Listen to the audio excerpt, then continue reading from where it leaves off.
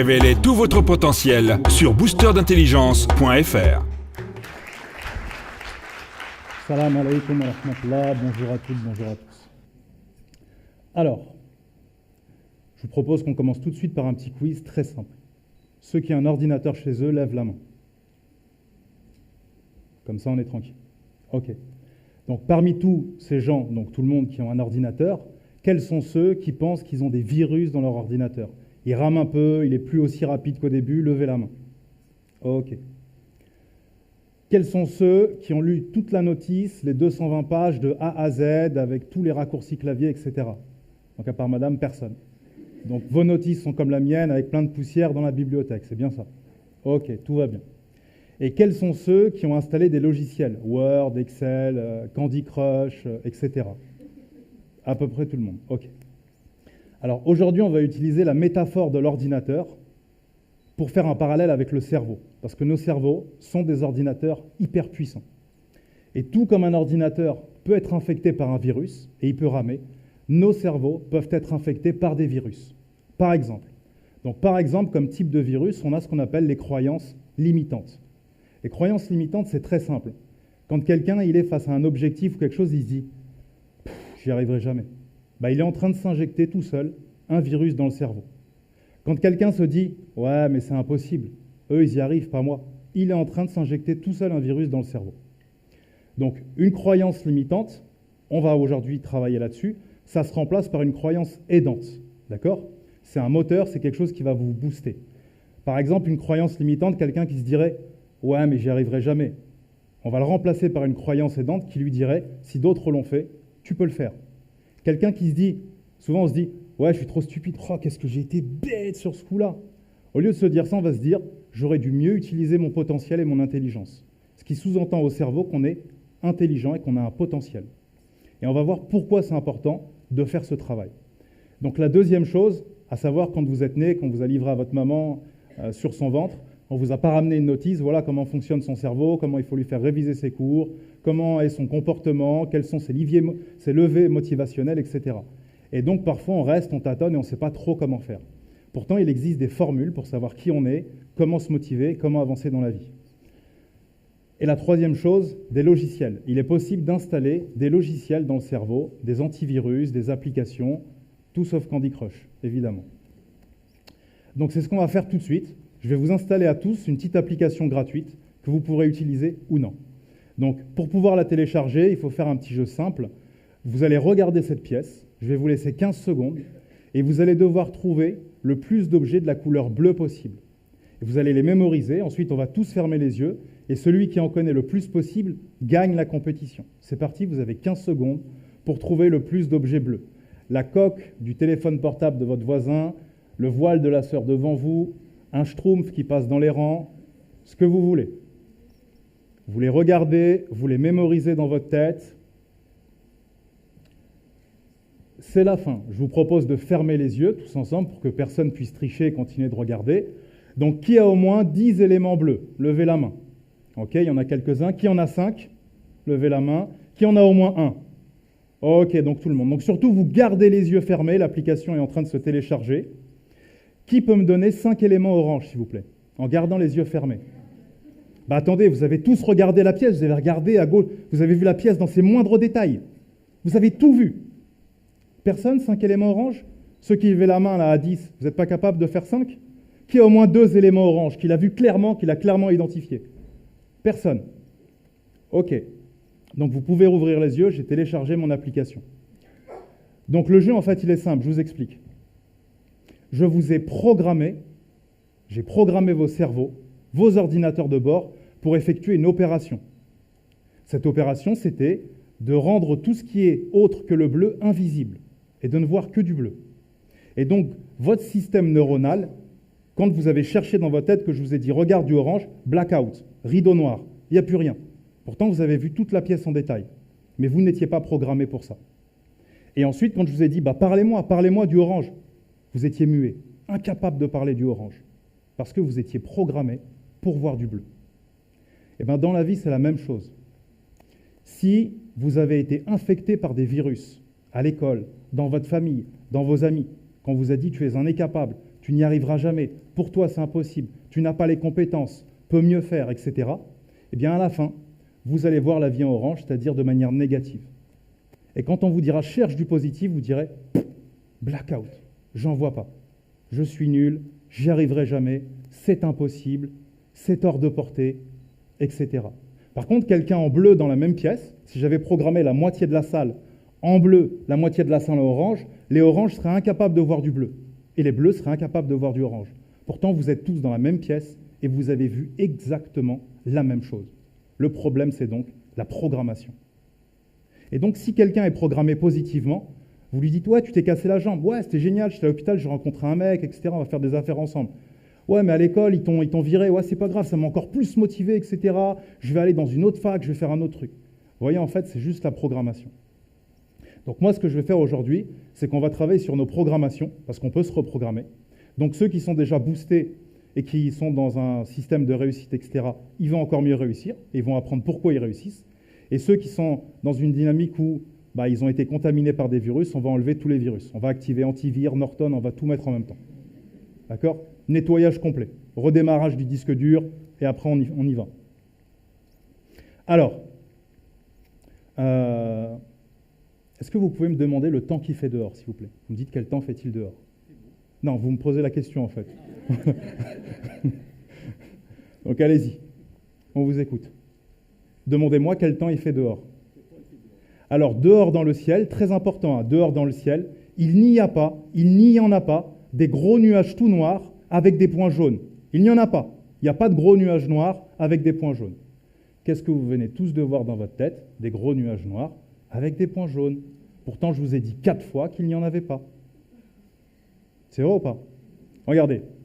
Surtout, très important, n'imaginez pas votre voisin de gauche habillé en clown avec un maquillage blanc, une perruque orange et un nez rouge. Allez-y, regardez-le. Ne l'imaginez pas, surtout pas. Ne l'imaginez pas habillé en clown. Voilà, qu'est-ce qui vient dans votre tête? Vous le voyez habillé en clown. Et pourtant, c'est comme si un pirate, il arrive, il vous pirate le cerveau. Vous voyez? Pourquoi? Parce que le cerveau ne comprend pas la négation. Le cerveau ne comprend pas la négation et c'est très important. Imaginez que vous vous dites « Ouais, j'en ai marre de me réveiller, d'être fatigué. » Ouais, vous ne m'avez pas dit ce que je devais faire. Vous me donnez l'anti-objectif, mais je n'ai toujours pas d'objectif. Si vous dites à votre enfant « Ne pose pas ton verre ici », il est fort probable qu'il refasse toujours la même erreur de manière continuelle. Et plus il va la faire, plus vous allez l'engueuler. Pourtant, le problème, c'est vous. Vous lui avez dit ce qu'il ne devait pas faire, mais vous ne lui avez pas dit ce qu'il devait faire. Et le cerveau, c'est la même chose. On ne se dit pas « je ne veux plus me réveiller fatigué ». C'est un anti-objectif. On ne se dit pas « je ne veux plus fumer ». C'est un anti-objectif. Quand vous dites aux gens « il ne faut pas fumer, c'est mal, fumer, etc. », vous mettez l'objet de leur passion devant leurs yeux. Et quand vous lui dites « il ne faut pas fumer », il voit des cigarettes partout, des Marlboro Light, des cigares, des trucs. Il n'en peut plus. Vous le faites transpirer. Vous voyez ce que je veux dire? C'est comme si à quelqu'un vous lui dites il faut que tu maigrisses, il ne faut plus de tartines au chocolat, il ne faut plus de gâteaux, il faut plus de... Il voit des gaufres partout, il voit des trucs. Il n'en peut plus. Il dit mais attends, je suis encore plus mal maintenant qu'avant. Je ne comprends pas. Donc en fait, comment on va faire? C'est très simple. Vous allez éliminer tous les mots négatifs de votre vocabulaire. Et ça va vous prendre 12 jours. 12 jours ou 12 heures. Pourquoi? Parce que si je change votre code PIN à tous dans cette pièce, je prends tous vos téléphones, j'enlève tous les codes PIN et je remets un nouveau code PIN. Il vous faut 12 jours. Vous réfléchissez quand vous faites votre code PIN ou pas? C'est automatique. Il vous faut 12 jours pour arriver au même résultat, faire le nouveau aussi vite que l'ancien. Et dans le cerveau, en fait, il s'est créé un nouveau chemin neuronal, un nouveau schéma entre des synapses. Eh bien, au bout de 12 jours, si vous vous entraînez, vous parlerez uniquement de manière positive et vous penserez uniquement de manière positive. C'est très simple.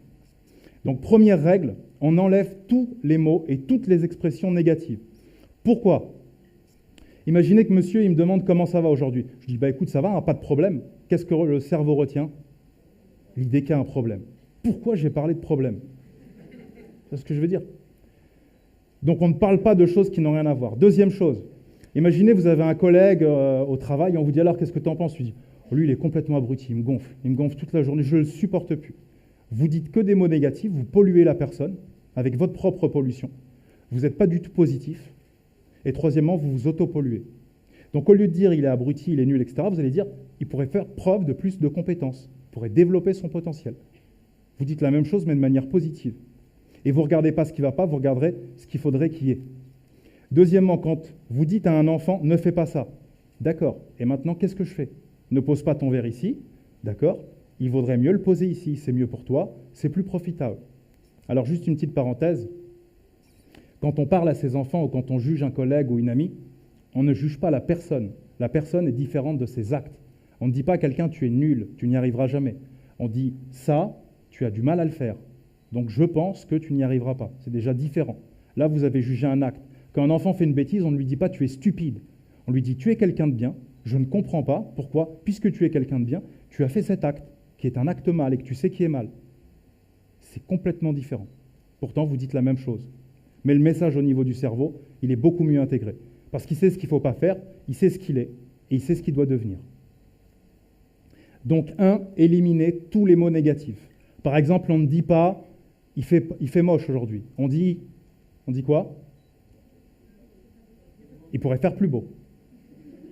Voilà. On ne dit pas « tu es complètement stupide ». On dit quoi?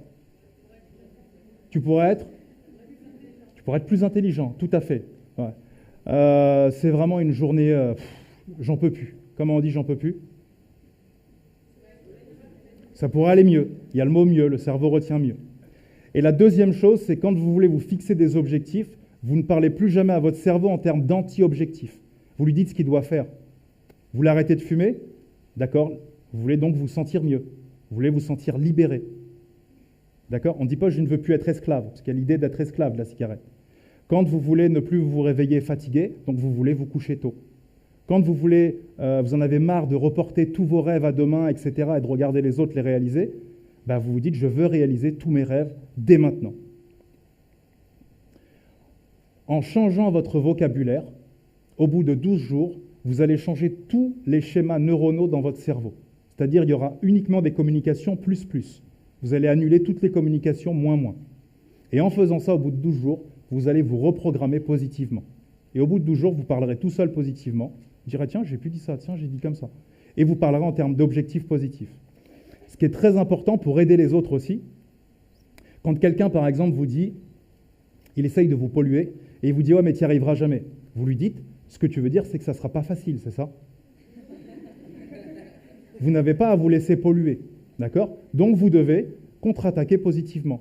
Si quelqu'un vous dit « tu es stupide », vous dites « ce que tu veux dire, c'est que j'aurais pu être plus intelligent sur ce coup-là ». Vous voyez? Comme ça, vous reprogrammez tout de suite le cerveau, vous avez un pare-feu, et vous ne laissez pas la négativité des autres vous polluer.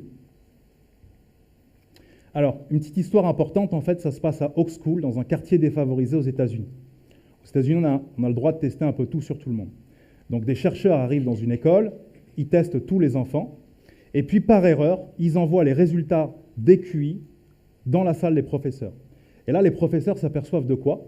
Qu'en fait, la plupart des enfants qui ont de grandes difficultés scolaires sont des génies, mais qu'ils n'ont pas su, en fait, sublimer leur génie.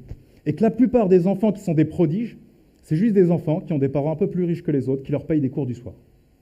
Les professeurs sont stupéfaits, ils font plein de réunions. Les chercheurs arrivent, leur disent « on s'est complètement trompé, vous ne deviez pas recevoir les résultats, on les prend, on s'en va ». Et puis ils reviennent un an plus tard. Et un an plus tard, qu'est-ce qui se passe? Les génies sont devenus des cancres, et tous les cancres sont devenus des génies. Qu'est-ce qui a changé? Ce qui a changé uniquement, c'est la programmation des professeurs, qui a changé leur système neuronal, qui a changé comment on s'adressait à eux. On s'adressait à eux comme des génies. Les mots ont changé leur système neuronal à eux, qui a ensuite changé leur programmation. Je vous donne un exemple. Donc, je fais des formations de lecture rapide. J'apprends aux gens à lire des livres rapidement. J'ai formé des milliers de personnes, j'ai formé des ingénieurs à Londres, etc. Un jour, une maman m'amène ses 3 garçons. Donc, elle les amène, elle me prend avant le début du cours, elle me dit, par contre, vous voyez, lui, il est un peu bête. Donc, voilà, il ne faut pas faire attention s'il a un peu de tension, s'il ne comprend rien, si des fois il fait des remarques comme ça. Voilà, c'est normal, on a tout essayé, les cours du soir. Voilà, c'est mauvaise pioche. Je dis d'accord, madame. Et donc moi, je me suis dit, je vais me programmer comme si en fait cet enfant, c'était un enfant de Oak School. Et c'était un génie en fait. J'ai un Beethoven dans ma classe, j'ai un Mozart, j'ai un Einstein. Et donc toute la journée, je lui ai parlé comme à un génie. Comme si je considérais vraiment cette personne. Je passais du temps, j'ai mangé avec lui, c'est devenu la mascotte de la classe. Ok. À la fin de la journée, on fait un test pour savoir qui a réussi à lire vite ou pas vite. Il a fait le meilleur résultat que j'ai jamais eu de tous les temps sur mes 1000 élèves. Il est passé de 132 mots par minute à plus de 1000 mots par minute. Même dans les livres, ça n'existe pas. Ensuite, j'ai pris la feuille. À la fin de la journée, je l'ai amenée à sa maman. Elle me dit, ça va, il vous a pas trop embêté, les questions, les trucs, relous, tout ça. Je dis, non, attendez, meilleur résultat, 132 à 1000. Elle m'a dit, j'y crois pas. J'ai dit, c'est exactement le résultat que j'attendais de vous. Vous n'y croyez pas. Et comme vous ne croyez pas en votre enfant, ben évidemment, il ne peut pas croire en lui. Tout simple.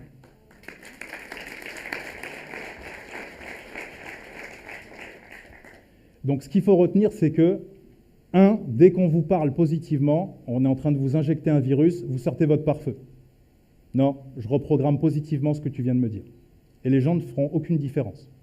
2, dès que vous voyez que vous êtes négatif avec vous-même ou que vous dites « j'y arriverai pas », etc., c'est faux.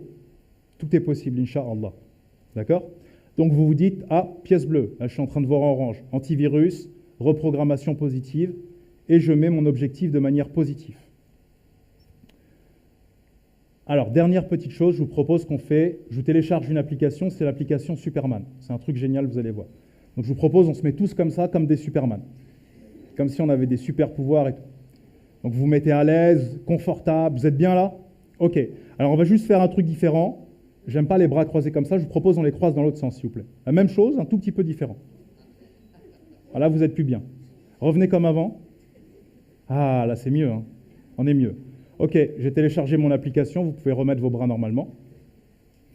Donc en fait, ce que vous venez de faire là, c'est ce qu'on appelle en entreprise ou en développement personnel de la résistance au changement. Je vous ai fait faire la même chose qu'avant, un tout petit peu différemment, et vous résistez. Ah non, non, non, je reviens comme avant. C'est plus simple, pas d'effort, etc.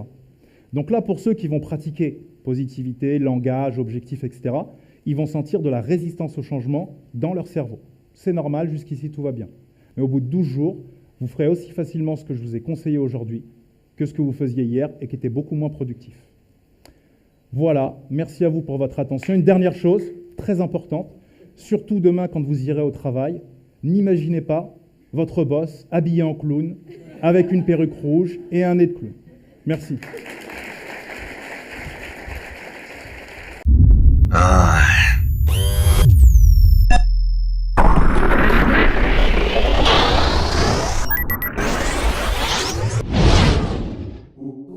Révélez tout votre potentiel sur boosterdintelligence.fr.